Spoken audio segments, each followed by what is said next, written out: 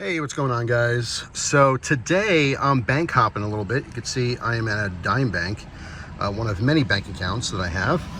Most of these bank accounts are just for coin hunting and such, so it makes it easier depositing, withdrawing. And a lot of times if you want a bunch of coins, banks want to know that you're a customer. So that's why I have these accounts everywhere. But the question of the day was, what is their limit for a cash withdrawal? Now, I don't know if I explained this or not in another video, but I'm going to be getting a personal check for over $10,000, and I wanted to see how I can take that out in cash. Now, when I first asked the question, the teller had mentioned that there's no real limit. It's up to their discretion. It really depends on how much money you have in your account. So essentially, what she was saying is, you know, if I have $40,000, $50,000 in my account, taking $10,000 out in cash is not a big deal. I don't have much money in these accounts because I keep them empty. Literally just for coin hunting and stuff. So because they're empty, it would be a red flag, and she said that there would be a hold. Now, what's actually kind of cool is once the cash would check, now that's if I do deposit it here, because wherever I'm going to deposit, I'm taking out in cash. I'd like the cash. But if I do it here through Dime Bank, I can withdraw $5,000 the first day once the check clears, and there's going to be a hold for 7 business days, just for nefarious, you know, protection, I suppose. But honestly, that's not bad. I thought it would be more. I wasn't really, you know, expecting pretty much any bank to just let you take 10 grand out. Again, it's interesting to know that it kind of depends on how much volume you're using in your accounts. If you have a, you know, personal account or a business account that you put tens of thousands of dollars through all the time, it's not a big deal. But it was interesting as well. She said that, you know, sometimes they'll have that, but also, you know, she gave me the day that they get money deliveries and when they order money. So she was also just saying, you know, if you want to ensure that we have it, just let us know on one particular day of the week. That's when we order money. We'll order extra for you. And then, you know, then the very next day is when they get their money delivery. And so they'll have it for me. So I actually thought that was really good. I was kind of expecting the worst and some trouble and some questions. What is it for? Some paperwork, all that kind of stuff. None of it. So I was actually pleasantly surprised, at least through Dime Bank here in Pennsylvania.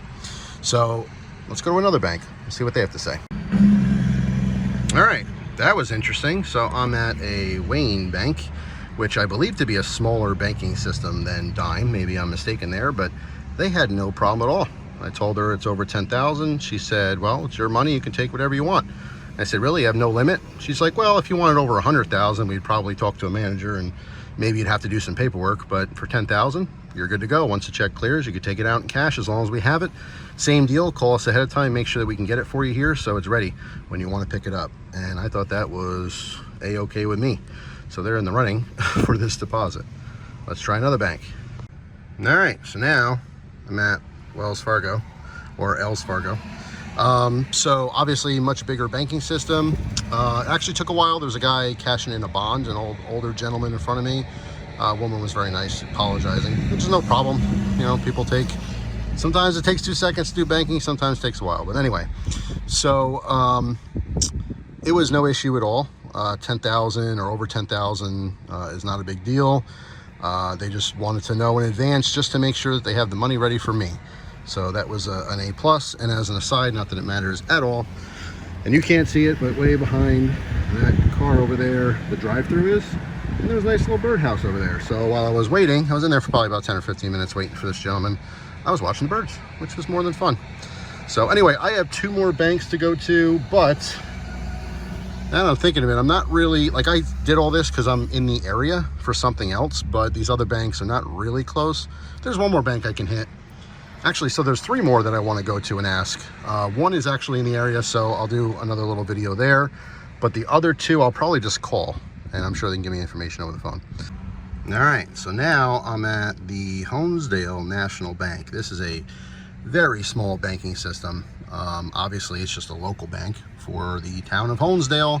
I want to say there's maybe 3 locations total. I don't know offhand. I just know of at least 2, but the possible 3rd one. So being a much smaller bank, I was still surprised that it wasn't really a problem. They don't have a daily limit. They said I could take the full amount out. Their only concern is getting it, because when they order money, they'd have to really order a lot. And because they're a smaller bank, it's harder for them to get larger amounts. She said 10,000 is not, you know, too rough, but it, you know, might be a week or 2. So not, you know, not the worst thing in the world, honestly. If this is the only bank you banked at and you need to take 10 grand out or more, you know, you're going to get it. But what I liked about all these banks consistently is no one asked me, number one, what I need the money for, which was super important. And no one mentioned if there's any paperwork. I don't believe there is for any of these banks. You know, when I hear about, you know, banking systems and I want to take X amount of dollars out and they wouldn't let me, and I had to talk to the manager and they made me sign papers and ask me what I needed it for, all that kind of stuff. I'm not experiencing any of that. Now, keep in mind, I'm up in the woods. I'm in northeastern Pennsylvania in the Poconos. I have to imagine if you're in a city where banks do a lot more volume and they need a lot more money, it's harder for them to give it to you.